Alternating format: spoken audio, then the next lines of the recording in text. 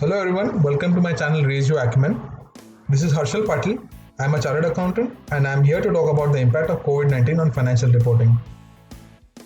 Before we begin, do subscribe to my channel to get short informative videos on various topics which will up your acumen. Coronavirus has made a severe impact on the economy at large. It has affected the businesses throughout the country and in turn has left a consequential impact on the financial statements and reporting.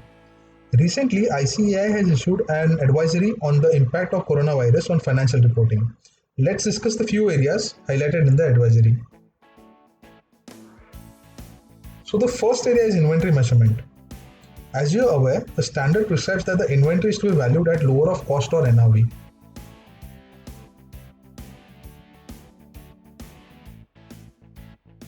Now due to COVID-19, these situations might occur or might have already been occurred.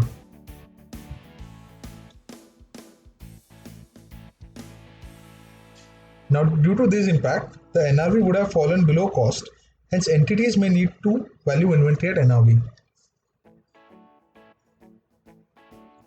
The standard also prescribes that the allocation of fixed production overhead is based on normal production capacity. Now, due to low production, fixed overhead allocated to each production unit cannot be increased. Thus, unallocated overhead need to be recognized as an expense in the period in which they are incurred. The next area is impairment of non-financial asset. An asset is said to be impaired when its carrying amount is more than its recoverable amount.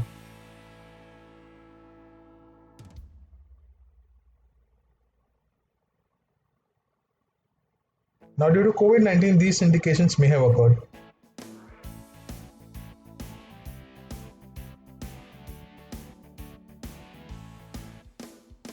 The management needs to consider whether there is any change required in the assumptions for impairment testing, determining recoverable amount, determining discount rates, or whether there is a change required in forecasting or budgeting. Moving on to the next area, that is financial instruments.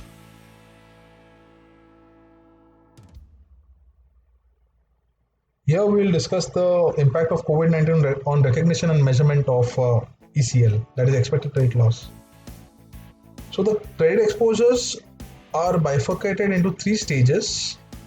I have just given a comparison. This is stage 1, wherein the financial asset is performing. The loss allowance is calculated on 12-month ECL basis and interest revenue is on gross carrying amount. In the second stage, the credit risk is significantly increased. The loss allowance is based on lifetime ECL and the interest revenue is again on gross carrying amount. In the third stage, the financial asset is credit impaired. The loss allowance is based on lifetime ECL and the interest revenue is on amortized cost.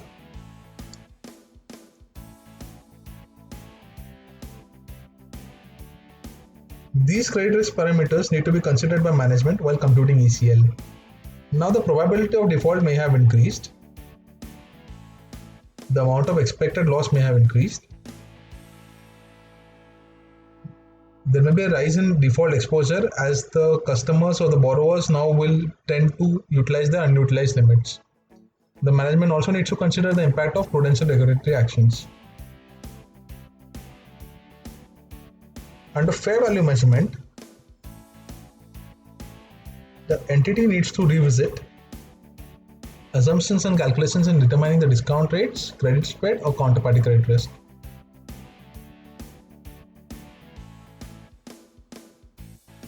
Under hedge accounting, the standard permits the highly probable forecast transaction to be a qualified hedged item.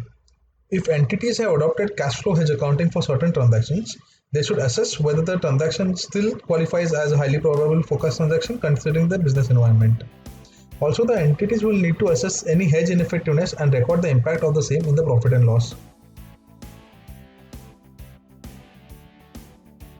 Now let's move on to lease accounting.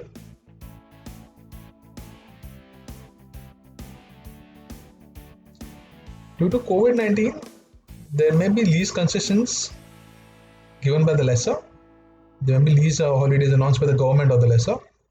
The government might provide assistance to the lessors to pass on to the lessee. And due to all this, there may be modification in the lease agreements.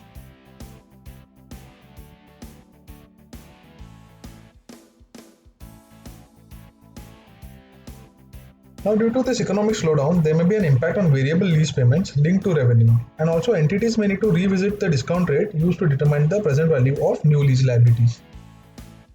Let's move on to revenue recognition. There may be an impact on measurement of variable consideration due to increase in sales return, lower volume discounts, and increase in price discounts.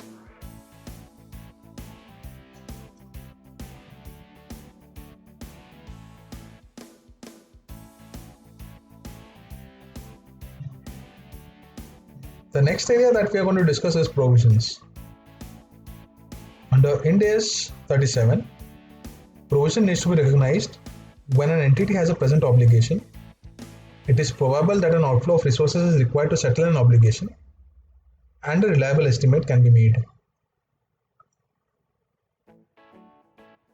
Now, under the current scenario, the management must exercise judgment in making provisions, and it must determine whether the contract has become onerous.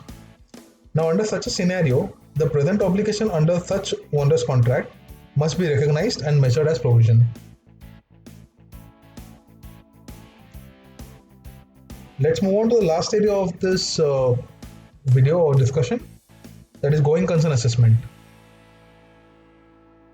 As per the news reports, 47% of Indian startups, SMEs, are left with less than 1 month cash.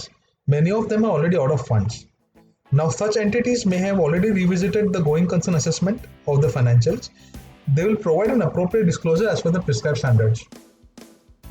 Now, these were the areas of financial reporting wherein there is an impact of COVID-19.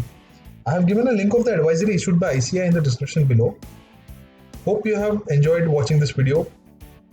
Please do like, comment and subscribe to my channel to get such informative content. Thanks for watching.